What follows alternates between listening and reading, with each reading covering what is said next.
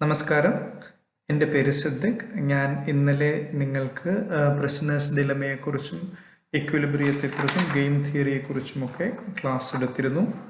അപ്പോൾ ഇന്നലെ വന്ന നിങ്ങളുടെ അഭിപ്രായം അനുസരിച്ച് ഇന്നലത്തെ ലെക്ചറിൻ്റെ ഒരു മലയാളം എക്സ്പ്ലനേഷൻ എല്ലാവർക്കും വേണമെന്ന് പറഞ്ഞു. അപ്പോൾ അതുമായിട്ട് ബന്ധപ്പെട്ട് ഇന്ന് ഗെയിം തിയറി എന്താണ്, സാമൂഹികമായി നടത്തുന്ന ഇൻറ്ററാക്ഷനുകൾ എങ്ങനെയാണ് നടക്കുന്നത്, എത്തരത്തിലാണ് ഇക്വിലിബ്രിയം അല്ലെങ്കിൽ ബാലൻസ്, സ്ഥിരത മുതലായ സംഭവങ്ങൾ ഉണ്ടാകുന്നത്, അത് എങ്ങനെയാണ് ഇൻവിസിബിൾ ഹാൻഡ് ഗെയിമിൽ പ്രതിഫലിക്കുന്നത്, അതുപോലെ തന്നെ എത്തരത്തിലാണ് പ്രിസണേഴ്സ് ഡിലമ പോലുള്ള ഗെയിമുകൾ വർക്ക് ചെയ്യുന്നത്, സാമൂഹ്യപരമായുള്ള പ്രെഫറൻസ് അഥവാ ഓൾട്രൂയിസം എങ്ങനെയാണ് നമുക്ക് ദൈനംദിന ജീവിതത്തിൽ കാണാൻ കഴിയുന്നത് മുതലായ കാര്യങ്ങളായിരുന്നു ഇന്നലെ രണ്ട് ഭാഗങ്ങളിലായിട്ട് നടത്തിയ ലെക്ചർ യഥാർത്ഥത്തിൽ റിഫ്ലക്റ്റ് ചെയ്യുന്നത്.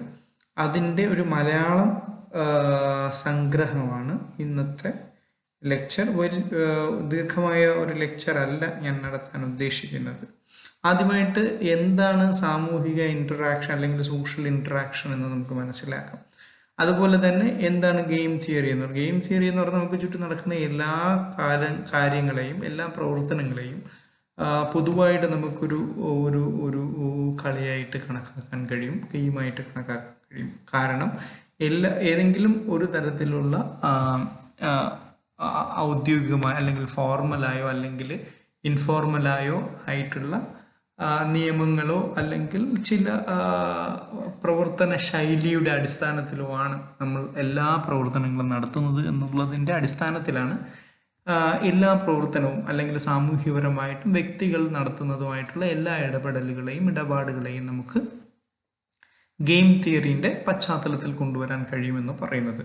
അപ്പോൾ അതുകൊണ്ടാണ് game is a way of understanding how people interact based on the constraint that limit their action, their motives and their belief എന്നൊക്കെ നമ്മൾ പറയുന്നത്. അപ്പോൾ വ്യക്തികളുടെ വിശ്വാസം, അതും അവരുടെ പ്രവൃത്തി, അവരുടെ ഉദ്ദേശം, അതുപോലെ തന്നെ അവർ ഇതെല്ലാം ചെയ്യുന്നത് അവരുടെ ലിമിറ്റഡ് ആയിട്ടുള്ള അല്ലെങ്കിൽ അവരുടെ കൺസ്ട്രെയിൻഡ് ആയിട്ടുള്ള ചുറ്റുപാടുകളിൽ നിന്നാണ് എന്നുള്ളതാണ്. അപ്പോൾ ഇതിൻ്റെ പശ്ചാത്തലത്തിൽ വ്യത്യസ്തമായിട്ടുള്ള ആളുകളുമായിട്ട് നമ്മൾ ഇടപെടുമ്പോൾ വ്യത്യസ്ത തരത്തിലുള്ള സ്ട്രാറ്റജികൾ അല്ലെങ്കിൽ നമ്മൾ അടവുകളൊക്കെ നമ്മൾ പ്രയോഗിക്കും. ഉദാഹരണത്തിന് നമ്മളിപ്പോൾ നമ്മുടെ സുഹൃത്തിനോട് പെരുമാറുന്നത് പോലെ അല്ല നമ്മളുടെ ഒരു ഓപ്പോണൻറ്റിൻ്റെ അടുത്ത് നമ്മൾ പെരുമാറുന്ന, അല്ലെങ്കിൽ നമ്മൾക്ക് ഇഷ്ടപ്പെടുന്ന ഒരാളോട് അല്ലെങ്കിൽ മാതാപിതാക്കളോടുള്ള ഇടപെടലല്ല നമ്മൾ ചന്തയിൽ പോയാൽ അല്ലെങ്കിൽ വിലപേശും പോലും നമ്മൾ ഉപയോഗിക്കുന്നത്. ഇപ്പോൾ ഇത്തരത്തിൽ ഓരോ സാഹചര്യം അനുസരിച്ച് വ്യക്തികൾ വ്യത്യസ്ത തരത്തിലാണ് അവർ ഇടപെടുന്നത്. ഇതിൻ്റെ പശ്ചാത്തലത്തിൽ ഇപ്പോൾ ഇതെല്ലാ തരത്തിലുള്ള ഇടപെടലുകളെയും നമുക്ക് ഗെയിമായി കഴിക്കാം. ഫുട്ബോൾ ഗെയിം ആവട്ടെ, ചെസ് ഗെയിം ആവട്ടെ, എല്ലാ തരത്തിലുള്ള മൈൻഡ് ഗെയിം ആവട്ടെ, ബിസിനസ് ഗെയിമുകളാകട്ടെ. ഉദാഹരണത്തിന് നമ്മൾ ഒരു ബിസിനസ് നടത്തണോ വേണ്ടയോ എന്നൊക്കെ നിർണ്ണയിക്കുന്നത് ഇത്തരത്തിലുള്ള ഇടപാടുകളുടെ അടിസ്ഥാനത്തിലാണ്. വിശ്വാസം, അതുപോലെ തന്നെ യുക്തി, ഇതിലൊക്കെ അടിസ്ഥാനപ്പെടുത്തിയിട്ടുള്ളതാണ് എല്ലാ തരത്തിലുള്ള ഗെയിമുകളും. അതുകൊണ്ട് തന്നെയാണ് ഗെയിം തിയറിയെ ഒരു വലിയ ശാഖയായി നമുക്ക് മുമ്പിൽ വളർന്നു വരുന്നതും. ആ ശാഖ എന്ന് പറയുന്നത് പലതരത്തിലായിട്ടാണ് അതിനെ വിഭജിച്ചിരിക്കുന്നത്. ഉദാഹരണത്തിന് നമ്മൾ പരസ്പര സഹകരണാടിസ്ഥാനത്തിൽ നടക്കുന്ന പ്രവർത്തനങ്ങളുണ്ട്. അതിനെയാണ് കോഓപ്പറേറ്റീവ് ഗെയിംസ് എന്ന് പറയുന്നത്. എന്നാൽ സഹകരണം ഇല്ലാതെ തന്നെ നമ്മൾ പലപ്പോഴും നമ്മുടെ ഡിസിഷൻസ് എടുക്കാറുണ്ട്. അതിനെയാണ് നോൺ കോഓപ്പറേറ്റീവ് ഗെയിംസ് എന്നൊക്കെ പറയുന്നത്. അപ്പം ഗെയിം തന്നെ രണ്ട് തരത്തിലുണ്ട്, cooperative games, non cooperative games. ഈ സാമൂഹികപരമായിട്ടുള്ള ഗെയിമുകളിൽ എന്ന് നമ്മൾ പറയുമ്പോൾ സ്വാഭാവികമായിട്ടും ഈ സഹകരണാടിസ്ഥാനത്തിലുള്ള ഗെയിമുകളുണ്ട്, സഹകരിക്കാത്ത ഗെയിമുകളുമുണ്ട്, അല്ലെങ്കിൽ നോൺ കോഓപ്പറേറ്റീവ് നിസ്സഹകരണ ഗെയിമുകൾ എന്ന് നമുക്ക് വിളിക്കാവുന്ന ഇതുകൊണ്ട്. അതിൻ്റെ ഒരു ഉദാഹരണമാണ് നമ്മൾ ഇന്ന് കണ്ട പ്രിസണേഴ്സ് ഡിലമ ഗെയിം. എന്നാൽ നേരെ മറിച്ച് സഹകരണാടിസ്ഥാനത്തിലുള്ള ഗെയിമാണ് നമ്മൾ ആദ്യം കണ്ട ഇൻവിസിബിൾ ഹാൻഡോ അല്ലെങ്കിൽ ഈ ഓൾട്രുയിസ്റ്റിക് ഗെയിം എന്ന നിലയിലേക്ക് നമ്മൾ ഇന്നലെ ചർച്ച ചെയ്ത ഗെയിം. അപ്പോൾ ഓരോന്നായിട്ട് നമുക്ക് എന്താണെന്ന് വളരെ ചുരുക്കി പറയാം. അപ്പോൾ ഇതിൻ്റെ എല്ലാം അടിസ്ഥാനം ഇതിൻ്റെയൊക്കെ പ്രസക്തി നമ്മുടെ ദൈനംദിന പ്രത്യേകിച്ച് സാമ്പത്തിക ശാസ്ത്രത്തിൽ ഇതിൻ്റെ പ്രസക്തി വരുന്നത് 1968 ഗെററ്റ് ഹാർഡിൻ എന്ന് പറയുന്ന ഒരു ബയോളജിസ്റ്റ്, അദ്ദേഹം ഒരു പുസ്തകം എഴുതി. വ്യക്തികൾക്ക് കൂടുതലായിട്ടും അവർക്ക് അവകാശങ്ങൾ കൊടുത്തില്ലെങ്കിൽ ഒരു കുഴപ്പം സംഭവിക്കുമെന്നാണ് പുള്ളി പറയുന്നത്. ഈ കുഴപ്പത്തിനെയാണ് ട്രാജഡി ഓഫ് കോമൺസ് എന്ന് പുള്ളി വിളിക്കുന്നത്. അതിൻ്റെ പശ്ചാത്തലം ഇത്രയേ ഉള്ളൂ. ഇപ്പോൾ സാധനങ്ങൾ എല്ലാം സ്വതന്ത്രമായിട്ട് അവൈലബിൾ, എല്ലാ സാധനവും എല്ലാവർക്കും എടുക്കാൻ കഴിയുമെങ്കിൽ വ്യക്തികൾക്ക് സെൽഫ് ഇൻട്രസ്റ്റ് ആണ് അല്ലെങ്കിൽ സ്വാർത്ഥരായിട്ടാണ് വ്യക്തികൾ പെരുമാറുന്നതെങ്കിൽ അവർ പെട്ടെന്ന് തന്നെ അവരുടെ സ്വാർത്ഥ താല്പര്യങ്ങൾ സംരക്ഷിക്കുന്നതിന് വേണ്ടി ആ പൊതു വസ്തുക്കളെ വേഗത്തിൽ ഉപയോഗിക്കുകയും അതിനെ നശിപ്പിക്കുകയും ചെയ്യുന്ന ഒരു പ്രവണത ഉണ്ടാവും. ഈ നാശം എന്ന് പറയുന്നത് അതിൻ്റെ സ്വാഭാവികമായ നാശത്തിനും വളരെ വളരെ മുമ്പായിരിക്കും എന്നുള്ളത് കൊണ്ട് തന്നെ ഇതിനെ ഒരു ട്രാജഡി ആയിട്ടാണ് പൊതുവിൽ ചൂണ്ടിക്കാണിക്കുന്നത്. അത് നമുക്കെല്ലാവർക്കും അറിയാം. നമ്മൾ ഒരു മരണത്തിനെ ട്രാജഡി ആയിട്ടും സ്വാഭാവികമായിട്ടുള്ള മരണമാണെന്നും പറയുന്നത് രണ്ട് തരത്തിലാണ്. ഒന്ന്, പെട്ടെന്ന് നമ്മൾ എക്സ്പെക്റ്റ് ചെയ്യാതെ ഒരാൾ മരിച്ചു പോകുന്നതിനെയാണ് നമ്മൾ ട്രാജഡി എന്ന് പറയുന്നത്. അപ്പോൾ അത് എന്ന് പറഞ്ഞാൽ അതിൻ്റെ സമയം എത്തിയിട്ടില്ല, അതെങ്കിൽ സ്വാഭാവികമായിട്ട് അത് മരിക്കേണ്ട സമയം എത്താത്ത സമയത്ത് മരിച്ചത് കൊണ്ടായിരിക്കാം നമുക്ക് ആ വ്യക്തിയുടെ മരണത്തെ ട്രാജഡി എന്ന് പറയുന്നത്. ഇതുപോലെ തന്നെയാണ് ഓരോ റിസോഴ്സിൻ്റെയും ഡിപ്ലീഷനെ അല്ലെങ്കിൽ റിസോഴ്സ് പെട്ടെന്ന് നശിച്ചു പോയാൽ നമുക്ക് പറയാൻ പറ്റുന്നത് അതൊരു ട്രാജഡിയാണെന്നാണ്. അപ്പം ഈ ട്രാജഡിയെ കുറിച്ചാണ് ഗെററ്റ് ഹാർഡിൻ പറഞ്ഞത്. വ്യക്തികൾ സ്വാർത്ഥരായിട്ട് പെരുമാറും. അപ്പോൾ സെൽഫ് ഇൻട്രസ്റ്റ് എന്ന് പറയുന്നത് സാമ്പത്തിക ശാസ്ത്രത്തിൽ നേരത്തെ നിങ്ങളുടെ മറ്റ് ക്ലാസ്സുകളിലെല്ലാം നിങ്ങൾ പഠിച്ചിട്ടുണ്ട്. ഒരു അടിസ്ഥാന സ്വഭാവമാണ്, മനുഷ്യൻ്റെ ഒരു അടിസ്ഥാന സ്വഭാവമാണ് സ്വാർത്ഥമായിട്ട് നമ്മൾ പെരുമാറുക എന്നുള്ളത്. അപ്പോൾ ഈ സ്വാർത്ഥതയാണ് യഥാർത്ഥത്തിൽ ഈ തരത്തിലുള്ള റിസോഴ്സിൻ്റെ എല്ലാം തകർച്ചയ്ക്ക് വഴി തെളിക്കുന്നത്. അതുകൊണ്ട് തന്നെ സ്വാർത്ഥത നിലനിൽക്കുന്ന ഒരു സാഹചര്യത്തിൽ ഇതിനെ പരിഹരിക്കുന്നതിന് വേണ്ടി അവർക്ക് അവകാശങ്ങൾ വ്യക്തികൾക്ക് നൽകണം എന്നുള്ള തരത്തിലാണ് അതിൻ്റെ സൊല്യൂഷനായിട്ട് ട്രാജഡി ഓഫ് കോമൺസിൽ ഗെററ്റ് ഹാർഡിൻ പറയുന്നത്. ഇത്തരം വിഷയങ്ങൾ ഇതെല്ലാം ഒരു സാമൂഹികപരമായിട്ട് ജനങ്ങൾക്ക് എല്ലാവർക്കും ഓരോ വ്യക്തിയും ഒരേ സമയം സ്വാർത്ഥരാകുമ്പോൾ തന്നെ നമുക്കറിയാം മറുപുറത്ത് അവർ നിസ്വാർത്ഥരാണ് എന്നുള്ളത്. അത് നമ്മൾ കാണുന്നതിൻ്റെ ഏറ്റവും വലിയ ഉദാഹരണമാണ് ഇന്നലത്തെ ലെക്ചറിൽ പറഞ്ഞ ഓൾട്രൂയിസമായിട്ട് ബന്ധപ്പെട്ട എക്സാമ്പിൾ. അതായത് ഇപ്പോൾ മാതാപിതാക്കൾ സ്വാർത്ഥമതികളായി പ്രവർത്തിച്ചിരുന്നുവെങ്കിൽ കുട്ടികൾ നല്ല നിലയിൽ വളരുമെന്ന് നിങ്ങൾക്ക് തോന്നുന്നുണ്ടോ എന്നുള്ള ചോദ്യം ഞാൻ ചോദിച്ചത്. ഉദാഹരണത്തിന് ഇപ്പം മാതാപിതാക്കളുടെ അല്ലെങ്കിൽ സുഖത്തെ അവർ ത്യജിച്ചുകൊണ്ടാണ് കുഞ്ഞുങ്ങളെ അവർ വളർത്തുന്നത്. കാരണം അവർ പട്ടിണി കിടന്നായാലും കുട്ടികൾക്ക് നല്ല പോഷകാഹാരം കൊടുക്കണം എന്നുള്ള ഒരു മനസ്സാണ് യഥാർത്ഥത്തിൽ മാതാപിതാക്കളെ ഡ്രൈവ് ചെയ്യുന്നത്. ഇതിനെയാണ് നമ്മൾ നിസ്വാർത്ഥത എന്നുള്ള തരത്തിൽ സെൽഫ്ലെസ്നെസ് എന്ന് പറഞ്ഞത്. ഇത് തന്നെയാണ് ഓൾട്രൂയിസ്റ്റിക് ഗെയിംസിലെല്ലാം നമുക്ക് കാണാൻ കഴിയുന്നത്. നേരെ മറിച്ച് സ്വാർത്ഥത എന്ന് പറയുന്നത്, ഈ നിസ്വാർത്ഥത എന്ന് പറയുന്ന അല്ലെങ്കിൽ സെൽഫ്ലെസ്നെസ് എന്ന് നമ്മൾ പറയുന്ന ഉദാരമനസ്കത എന്നൊക്കെ പറയുന്നത് വരുന്നതാണ് ഈ ഓൾട്രൂയിസ്റ്റിക് ഗെയിംസിലെല്ലാം നമുക്ക് കാണാൻ കഴിയുന്നത്. സാമൂഹികപരമായിട്ടുള്ള നിർണയം ഇതിൻ്റെ പശ്ചാത്തലത്തിൽ നടത്തുമ്പോഴാണ് നമുക്കതിനെ ഓൾട്രൂയിസ്റ്റിക് ഗെയിംസിൻ്റെ പെർസ്പെക്റ്റീവിൽ കൊണ്ടുവരാൻ കഴിയുന്നത്. നേരെ മറിച്ച് പ്രിസണേഴ്സ് ഡിലമ പോലുള്ള ഗെയിംസിൽ സംഭവിക്കുന്നതെന്ന് പറഞ്ഞാൽ മറ്റേ ആൾ അല്ലെങ്കിൽ നമ്മുടെ ഒപ്പോണൻറ്റ് നമ്മുടെ ചിലപ്പോൾ ഒറ്റുകൊടുക്കും എന്നുള്ള ഒരു സംശയത്തിൻ്റെയോ അല്ലെങ്കിൽ ആകുലതയുടെ പശ്ചാത്തലത്തിൽ നമ്മളും സ്വാർത്ഥരായി പെരുമാറും. അതിൻ്റെ പശ്ചാത്തലത്തിലാണ് നമ്മൾ ബാലൻ്റെയും അനിലിൻ്റെയും എക്സാമ്പിളിൽ നമ്മൾ പഠിച്ച പെസ്റ്റിസൈഡ്സ് ഉപയോഗത്തിനുമായിട്ട് ബന്ധപ്പെട്ട IPCക്ക് പകരം IPC ആണ് നമ്മൾ ഉപയോഗിച്ചിരുന്നതെങ്കിൽ, അതായത് ഇൻ്റഗ്രേറ്റഡ് പെസ്റ്റ് കൺട്രോൾ സിസ്റ്റമാണ് ഉപയോഗിച്ചിരുന്നതെങ്കിൽ രണ്ടു പേർക്കും ഗുണപരമായിട്ടായിരുന്നു ആ കൃഷി വരുന്നതെങ്കിൽ യഥാർത്ഥത്തിൽ അവരുടെ സ്വാർത്ഥ താല്പര്യങ്ങളുടെ പശ്ചാത്തലത്തിലാണ് അവരെന്ത് ചെയ്തിരുന്നത്, വളരെ ഡെഡ്ലി ആയിട്ടുള്ള ടെർമിനേറ്റർ അവർ ഉപയോഗിക്കുകയും ടെർമിനേറ്റർ ഉപയോഗിച്ചതിൻ്റെ ഭാഗമായിട്ട് രണ്ടുപേരും യഥാർത്ഥത്തിൽ ഒരു ലൂസ് സിറ്റുവേഷനിലേക്കാണ് പോയത്. ഇതാണ് സ്വാർത്ഥതയുടെ പശ്ചാത്തലത്തിലുള്ള പ്രകടനം വഴി നമുക്ക് ലഭിക്കുന്നത് എന്നുള്ളതാണ് ഈ നോൺ കോപ്പറേറ്റീവ് ഗെയിംസ് നമ്മളെ പഠിപ്പിക്കുന്നത്.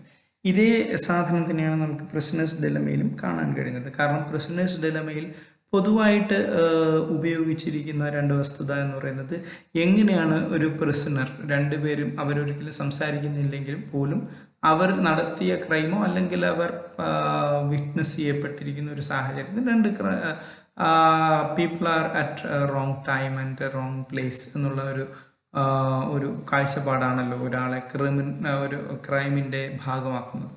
അപ്പോൾ നമുക്കിപ്പോൾ രണ്ടുപേരും ക്രൈം ചെയ്തെങ്കിൽ കൂടിയും അവരുടെ സ്വാർത്ഥതയാണ് യഥാർത്ഥത്തിൽ, if they R self interested, then അവരുടെ ഏറ്റവും ബെസ്റ്റ് സ്ട്രാറ്റജി നമ്മൾ കണ്ടതാണ് ഒരു ഡോമിനൻറ്റ് സ്ട്രാറ്റജി നമ്മൾ വിളിച്ചത്. ആ dominant strategy leads them to basically have a sub optimal equilibrium. അപ്പോൾ അവരുടെ സ്വാർത്ഥതയെ മുൻനിർത്തി അവർ പ്രവർത്തിച്ചതിൻ്റെ ഭാഗമായിട്ടാണ് അവർക്ക് ഏറ്റവും നല്ല ഒരു റിസൾട്ടിന് പകരമുള്ള ഒരു റിസൾട്ട് കിട്ടിയത്. ഇതിന് നമ്മൾ വരുന്ന ക്ലാസ്സുകളിൽ കൂടുതൽ വ്യക്തമായിട്ട് ഇതിനൊരു സൈദ്ധാന്തിക വശമുണ്ട്.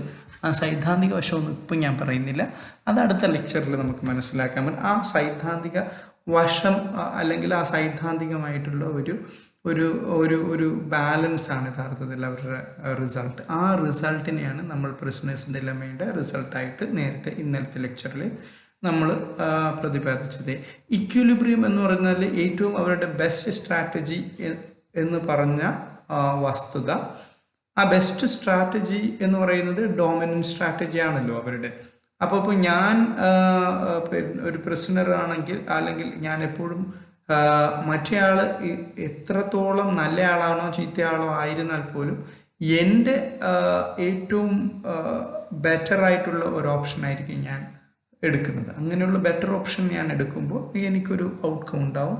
അതേ സ്ട്രാറ്റജി തന്നെയാണ് മറ്റേ ആളും എടുക്കുന്നതെങ്കിൽ അയാൾക്കൊരു ഔട്ട്കം ഉണ്ടാവും. ഇതിൻ്റെ ഭാഗമായിട്ട് വരുന്ന ബെസ്റ്റ് സ്ട്രാറ്റജിയാണ് അവർ അഡോപ്റ്റ് ചെയ്യുന്നത്, മറ്റേ ആളെ കുറ്റാരോപിതനാക്കുക എന്നുള്ളതാണ്. കാരണം ഞാൻ ആക്കിയില്ലെങ്കിൽ അല്ലെങ്കിൽ ഞാൻ മിണ്ടാതിരുന്നാൽ കുറ്റം ആരോപിക്കുന്നയാൾ ഫ്രീ ചെയ്യപ്പെടുകയും ഞാൻ പരിപൂർണമായിട്ടും ജയിലിലാവുകയും ചെയ്യുന്ന ഒരു സാഹചര്യം വരും. ആ സാഹചര്യം ഒഴിവാക്കുന്നതിന് വേണ്ടിയാണ് ഞാനും കുറ്റാരോപിക്കും, മറ്റേ ആളും കുറ്റാരോപിക്കും. അപ്പോൾ അങ്ങനെ രണ്ടുപേരും കുറ്റാരോപിതരായി കഴിഞ്ഞാൽ സ്വാഭാവികമായിട്ടും നമ്മൾ മനസ്സിലാക്കുന്ന എന്താണ്, ഇവർ ജോയിൻ്റ് ആയിട്ടാണ് ആ ക്രൈം നടത്തിയതെന്നും അവർ രണ്ടുപേരും അതുകൊണ്ട് തന്നെ ഇംപ്രിസൺമെൻറ്റ് ഷെയർ ചെയ്യുകയും ചെയ്യും. പക്ഷേ ഒരു വ്യക്തിയെ സംബന്ധിച്ച് 10 വർഷം ജയിലിൽ കിടക്കുന്നതിനേക്കാളും ആ വ്യക്തിക്ക് കുറച്ചു കാലം ജയിലിൽ കിടക്കുന്നതാണ് നല്ലത് എന്നുള്ള ഒരു ബെനിഫിറ്റ് അവിടെ ഉണ്ട് എന്നുള്ളതാണ് ആ സ്ട്രാറ്റജിയിലേക്ക് അദ്ദേഹത്തിനെ അല്ലെങ്കിൽ ആ വ്യക്തിയെ പ്രേരിപ്പിക്കുന്നത് എന്നുള്ളതാണ്. ഈ സ്ട്രാറ്റജിയാണ് അവർ അഡോപ്റ്റ് ചെയ്യുന്നത്. അല്ലെങ്കിൽ ഈവൻ മറ്റേതാണ് ബെസ്റ്റ്, മിണ്ടാതിരിക്കുക എന്നുള്ളതാണ്, കുറ്റം ആരോപിക്കാതിരിക്കുക എന്നുള്ളതാണ് ബെസ്റ്റ് സ്ട്രാറ്റജി എന്നിരിക്കെ പോലും ആളുകൾ എടുക്കുന്നത്. ഇത് സംഭവിക്കുന്നത് അവർ തമ്മിൽ നടത്തുന്ന ഈ ഇൻറ്ററാക്ഷൻ എന്ന് പറയുന്നത് നോൺ കോപ്പറേറ്റീവ് ആയതുകൊണ്ട് മാത്രമാണ്.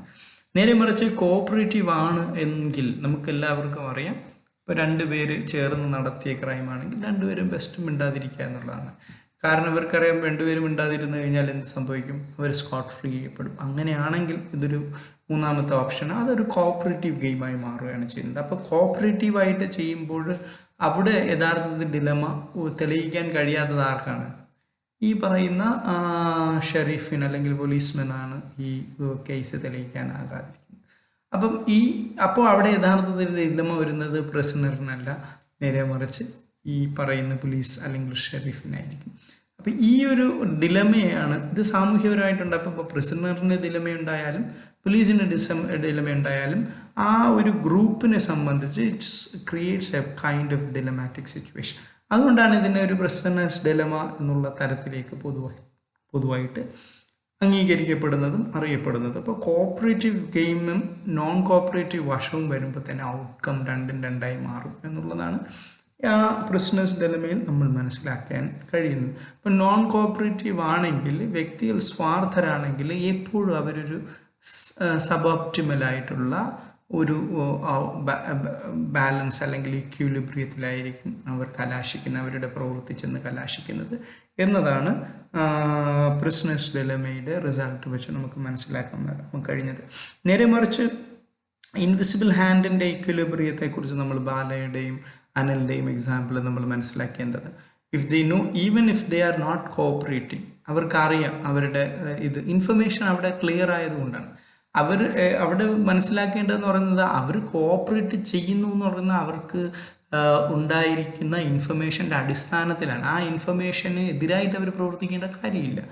I will be doing my best strategy, അല്ലെങ്കിൽ I will be doing my best move എന്ന് പറയുന്നത്, എൻ്റെ ഏറ്റവും നല്ല മൂവ് ഞാൻ നടത്തുമെന്ന് പറയുന്നത് ഈ പശ്ചാത്തലത്തിലാണ്. ഇപ്പോൾ എൻ്റെ ലാൻഡ് കൂടുതൽ വെള്ളം, അല്ലെങ്കിൽ ബാലയുടെ ലാൻഡാണ് കൂടുതൽ റൈസ് കൾട്ടിവേഷന് അനുയോജ്യമെങ്കിൽ ബാല എന്തിന് മരിച്ചീനി ഉൽപ്പാദിപ്പിക്കാൻ പോകണം? നേരെ മറിച്ച് പിന്നെ അനിലിൻ്റെ ലാൻഡ് കൂടുതൽ മരിച്ചീനി ഉൽപ്പാദിപ്പിക്കുന്നതിന്, അല്ലെങ്കിൽ പിന്നെ കസവ ഉൽപ്പാദിപ്പിക്കുന്നതിനാണ് അനുയോജ്യമെങ്കിൽ എന്തുകൊണ്ടാണ് ബാലയുടെ അല്ലെങ്കിൽ അരി ഉൽപ്പാദിപ്പിക്കാൻ അനിൽ തുനിയേണ്ടത്? അപ്പം ഇതാണ് യഥാർത്ഥത്തിൽ ഇവരുടെ ഇൻഫർമേഷൻ. അപ്പം ഇവിടെ അവർ തമ്മിൽ ഇൻറ്ററാക്ഷൻ നടന്നില്ലെങ്കിൽ കൂടിയും അവർക്കുള്ള ഇൻഫർമേഷൻ്റെ പശ്ചാത്തലത്തിലാണ് അവരെന്ത് ചെയ്തിരിക്കുന്നത്, ഈ ഡിസിഷൻ എടുത്തിരിക്കുന്നത്. അതുകൊണ്ടാണ് അവർക്ക് ബെസ്റ്റ് ആയിട്ടുള്ള ഒരു റിസൾട്ടിലേക്ക് പോകാൻ കഴിഞ്ഞത്. ഇതാണ് നമ്മൾ ആദ്യം പറഞ്ഞ ഇൻവിസിബിൾ ഹാൻഡ്. ഇൻവിസിബിൾ ഹാൻഡ് എന്ന് പറയുന്നത് എന്താണ്? ഇവിടെ ഇൻഫർമേഷനാണ് അവിടെ പ്രവർത്തിക്കുന്നത്. രണ്ടുപേരുടെയും സോയിലിനെ കുറിച്ചുള്ള അവരുടെ അറിവും അതിൽ എന്തുൽപ്പാദിപ്പിക്കണം എന്നുള്ള അവരുടെ വ്യക്തതയുമാണ് യഥാർത്ഥത്തിൽ അവരെ കൊണ്ട് ആ ബെസ്റ്റ് സ്ട്രാറ്റജി എടുക്കാൻ പറ്റുക. ആ ഡോമിനൻറ്റ് സ്ട്രാറ്റജി അവർ ഉപയോഗിക്കുമ്പോൾ തന്നെ അതിൻ്റെ റിസൾട്ടും ബെസ്റ്റ് റിസൾട്ടായിരുന്നു എന്നുള്ളതാണ്. അപ്പോൾ ഈവൻ അതൊരു നോൺ കോഓപ്പറേറ്റീവ് ഗെയിം ആയാൽ കൂടിയും ഇങ്ങനൊരു ഇൻഫർമേഷൻ ഉണ്ടെങ്കിൽ, അത്തരത്തിലുള്ള ഒരു ബേസ് ഇൻഫർമേഷൻ രണ്ടുപേർക്കും അറിയാവുന്ന മനസ്സിലാകുന്ന ബെസ്റ്റ് ഇൻഫർമേഷൻ ഉണ്ടെങ്കിൽ സ്വാഭാവികമായിട്ടും റിസൾട്ടും ബെസ്റ്റ് ആയിരിക്കും. ഇതിൻ്റെ പശ്ചാത്തലത്തിലാണ് നമ്മൾ മനസ്സിലാക്കേണ്ട ആഡം സ്മിത്ത് പണ്ട് പറഞ്ഞിട്ടുള്ളത്, ഈ രണ്ട് വ്യക്തികൾക്ക് അവരുടെ ബെസ്റ്റ് സ്ട്രാറ്റജി അപ്ലൈ ചെയ്യാനുള്ള സാഹചര്യം ഉണ്ടായാൽ അവർ റെപ്രസെൻ്റ് ചെയ്യുന്ന, അല്ലെങ്കിൽ അവർ പ്രതിനിധാനം ചെയ്യുന്ന സമൂഹവും അറ്റൈൻ ചെയ്യുന്ന ഇക്വിലിബ്രിയവും പരമമായിരിക്കും, അല്ലെങ്കിൽ ഏറ്റവും ബെസ്റ്റ് ആയിരിക്കും എന്നുള്ളതാണ്. സൊസൈറ്റി അറ്റ് ഇറ്റ്സ് ബെസ്റ്റ് എന്ന് ആഡം സ്മിത്ത് പറയുന്നതിൻ്റെ പശ്ചാത്തലം ഇവിടെയാണ് നമ്മൾ മനസ്സിലാക്കുന്നത്. ഇത് തന്നെയാണ് equilibrium in the invisible hand ഗെയിമിനകത്ത് നമുക്ക് മനസ്സിലാക്കാൻ കഴിയുന്നത്. അതിൻ്റെ ഇൻസ്പിറേഷൻ എന്ന് പറയുന്നത് ആഡം സ്മിത്ത് തന്നെയാണ്. പ്രിസണേഴ്സ് ഡിലമ എന്ന് പറയുന്നത് അതിൻ്റെ മറ്റൊരു വശമാണ്. അവരുടെ ഇൻഫർമേഷനിൽ എന്തെങ്കിലും പ്രശ്നമുണ്ടെങ്കിൽ അത് ഒരു സബ് ഒപ്റ്റിമാലിറ്റിയിലേക്ക് കലാശിക്കും. കാരണം വ്യക്തികൾ നിസ്വാർത്ഥരല്ല സ്വാർത്ഥമതികളായതുകൊണ്ടാണ് എന്നുള്ളതാണ്. അവിടെയും അതിൽ നിന്നും ഒരുപടി മുന്നോട്ട് പോയാൽ നിസ്വാർത്ഥരായിട്ടുള്ള വ്യക്തികളാണ് എങ്കിൽ അവർ ഇൻറ്ററാക്ട് ചെയ്യുന്ന സാമൂഹികപരമായിട്ടുള്ള തീരുമാനങ്ങളെല്ലാം, അല്ലെങ്കിൽ അവരെടുക്കുന്ന തീരുമാനങ്ങളെല്ലാം തന്നെ ഒരു തരത്തിൽ പറഞ്ഞാൽ ആൾട്രൂയിസ്റ്റിക് ആയിട്ടുള്ള തീരുമാനമായിരിക്കും. അവർ സമൂഹത്തിൻ്റെ ബെറ്റർമെൻ്റാണ് അവിടെ യഥാർത്ഥത്തിൽ ഉന്നം വെക്കുന്നത്. ആ ഉന്നം വെക്കലിൻ്റെ പശ്ചാത്തലത്തിലാണ് ഒരു ഓൾട്രൂയിസ്റ്റിക് ഗെയിം എന്ന് പറയുന്ന ഗെയിം അവിടെ സംജാതമാവുകയും അതിൻ്റെ റിസൾട്ട് ഒരു കോപ്പറേറ്റീവ് റിസൾട്ടാവുകയും രണ്ടുപേർക്ക്, നമ്മുടെ എക്സാമ്പിളാണ് നമ്മൾ പരിശോധിക്കുന്നതെങ്കിൽ ബാലയും അതുപോലെ തന്നെ അനിലും എടുക്കുന്ന സ്ട്രാറ്റജി, അവരുടെ പെസ്റ്റ് കൺട്രോൾ ചെയ്യാൻ അവരെടുക്കുന്ന സ്ട്രാറ്റജി എന്ന് പറയാൻ പറ്റുന്നത് IPC തന്നെ ആയിരിക്കും. കാരണം രണ്ടുപേരും, ഒരാൾ IPC ഉപയോഗിക്കുമ്പോൾ മറ്റേയാൾ IPC ഉപയോഗിക്കുന്നത് തന്നെയായിരിക്കും രണ്ടുപേർക്കും ഏറ്റവും ബെസ്റ്റ് സ്ട്രാറ്റജി എന്നുള്ളതാണ്. ഇവിടെ നിസ്വാർത്ഥത എന്ന് പറയുന്ന ഒരു ഘടകം വരുന്നതോടുകൂടി സംഭവിക്കുന്നതെന്ന് പറയുന്നത്, വെദർ നിങ്ങൾ എനിക്കെതിരെ പ്രവർത്തിച്ചാലും ഇല്ലെങ്കിലും ഞാനിതേ ചെയ്യൂ എന്നുള്ള ഒരു ബോധ്യത്തിൽ നിന്നാണ് സത്യം പറഞ്ഞാൽ ഇത്തരത്തിലുള്ള ഒരു സാമൂഹികപരമായ ഇൻറ്ററാക്ഷൻ ഇവോൾവ് ചെയ്യുന്നത്. അത് നൽകുന്ന റിസൾട്ട് എന്ന് പറയുന്നത് ഒരു വളരെ ഔന്നിത്യപരമായുള്ള ഒരു റിസൾട്ടാണ്. ഇത് തന്നെയാണ് പൊതുവായിട്ട് നമ്മുടെ മൊത്തത്തിലുള്ള ചർച്ചകളിൽ പറയുന്ന സോഷ്യലിസ്റ്റിക് പെർസ്പെക്റ്റീവ് എന്നൊക്കെ പറയുന്നത്. അവിടെ നമ്മൾ യഥാർത്ഥത്തിൽ ഇതിനെ കാണുന്നത്, ഞാൻ സമ്പാദിച്ച വേറൊരാൾ അത്തരത്തിലല്ല. പൊതുവിൽ അച്ഛനും അമ്മയും എല്ലാം നമ്മളെ പരിപാലിക്കുന്നതിൻ്റെ അടിസ്ഥാനം എന്ന് പറയുന്നത് ഞാനും ഇവർ നന്നായാലേ ഞാൻ നന്നാകൂ എന്നുള്ള ഒരു കാഴ്ചപ്പാടാണ്. ഇതാണ് സാമൂഹ്യപരമായിട്ടുള്ള ഔന്നത്യത്തെ നിർണ്ണയിക്കുന്ന ആൾട്രൂയിസ്റ്റിക് പ്രിൻസിപ്പിൾ എന്ന് നമ്മൾ പറയുന്നത്. സോഷ്യലിസ്റ്റ് പ്രിൻസിപ്പിൾ എന്നൊക്കെ പറയാവുന്ന ഒരു സാഹചര്യമാണ് നമ്മൾ ഇതിലൂടെ മനസ്സിലാക്കുക. സോഷ്യലിസ്റ്റിക് പെർസ്പെക്റ്റീവ് എന്ന് പറയുന്നത് യഥാർത്ഥത്തില്ല, അല്ലാതെ സ്വാർത്ഥമതികളുടെ ഒരു പ്രവർത്തന ശൈലിയല്ല ഈ പറയുന്ന നിസ്വാർത്ഥ പ്രവർത്തനം എന്ന് പറയുന്നത്. നിസ്വാർത്ഥരാണ് എങ്കിൽ എൻ്റെ നന്മയേക്കാൾ ഉപരി ഞാൻ മറ്റുള്ള ഒരാളുടെ നന്മയായിരിക്കും ഉദ്ദേശിക്കുന്നത് എന്നുള്ളതാണ്. ഈ നിസ്വാർത്ഥത തന്നെയാണ് കുഞ്ഞുങ്ങളെ നമുക്ക് വളർത്തി വലുതാക്കാനും പറ്റുന്നത്. കാരണം അതിനേക്കാളും ഒരു ഏജൻസിയും ഇല്ലാത്ത കുഞ്ഞുങ്ങൾക്ക് കൊടുക്കുന്ന കെയറിനേക്കാളും എത്രയോ വലുതായിരിക്കണം നിങ്ങൾ നിസ്വാർത്ഥരല്ലെങ്കിൽ നിങ്ങൾക്ക് വേണ്ടി നിങ്ങൾ ചെയ്യുന്നത്. അതായത് നിങ്ങൾ സ്വാർത്ഥരാണെങ്കിൽ നിങ്ങൾ കൂടുതൽ കെയർ ചെയ്യുന്നത് നിങ്ങളെ ആയിരിക്കും, നിങ്ങളുടെ മക്കളെ ആയിരിക്കില്ല എന്നുള്ള ഒരു കാഴ്ചയാണ് യഥാർത്ഥത്തിൽ ഈ പറയുന്ന സാമൂഹിക നിർമ്മിതിയുടെ അടിസ്ഥാനം എന്ന് വേണം നമുക്ക് മനസ്സിലാക്കാൻ. സോ ഇത്തരത്തിലാണ് എല്ലാ തരത്തിലുള്ള ഗെയിംസിൻ്റെയും ഇൻട്രാക്ഷനെ നമുക്ക് വളരെ ലളിതമായിട്ട് മനസ്സിലാക്കാൻ കഴിയുന്നത്. ഈ കാര്യങ്ങളാണ് കഴിഞ്ഞ ലെക്ചറിൽ ഞാൻ നിങ്ങൾക്ക് വേണ്ടി സമർപ്പിച്ചത് 2 ലെക്ചറിലായിട്ട്. അപ്പോൾ അതിൻ്റെ വളരെ സബ്സ്റ്റൻസ് ആണ് ഇപ്പോൾ മലയാളത്തിൽ പറഞ്ഞത്. നിങ്ങൾ ആ ഇംഗ്ലീഷിലുള്ള ലെക്ചർ കേട്ടുകൊണ്ട് ഇതും കൂടി ലിസൺ ചെയ്ത് കഴിഞ്ഞാൽ നിങ്ങൾക്ക് കൃത്യമായിട്ടും ഇതിൻ്റെ നിറ്റിഗ്രിറ്റീവ്സ് മനസ്സിലാക്കാൻ കഴിയും. പിന്നെ നോട്ടായിട്ട് ഞാൻ നിങ്ങൾക്ക് ടെക്സ്റ്റ് തരുന്നില്ല, പക്ഷേ ഇതെല്ലാം അവൈലബിൾ ആണ്. ഈ സാധനങ്ങളൊക്കെ ഞാൻ നേരത്തെ അയച്ചു തന്നിട്ടുള്ള ലിങ്ക് നിങ്ങൾ പരിശോധിക്കുകയാണെങ്കിൽ എല്ലാം വളരെ ലളിതമായിട്ടുള്ള ലിങ്കുകൾ ടെക്സ്റ്റാണ് അതിനകത്ത് കൊടുത്തിട്ടുള്ളത്. അപ്പോൾ ആ ടെക്സ്റ്റ് നിങ്ങൾക്ക് മനസ്സിലാക്കാൻ പറ്റും, ഫോളോ ചെയ്യാൻ പറ്റും. അതിനകത്ത് വ്യത്യസ്തമായിട്ടുള്ള ഗ്രാഫിക്കൽ പ്രസൻറ്റേഷൻസും ഉണ്ട്.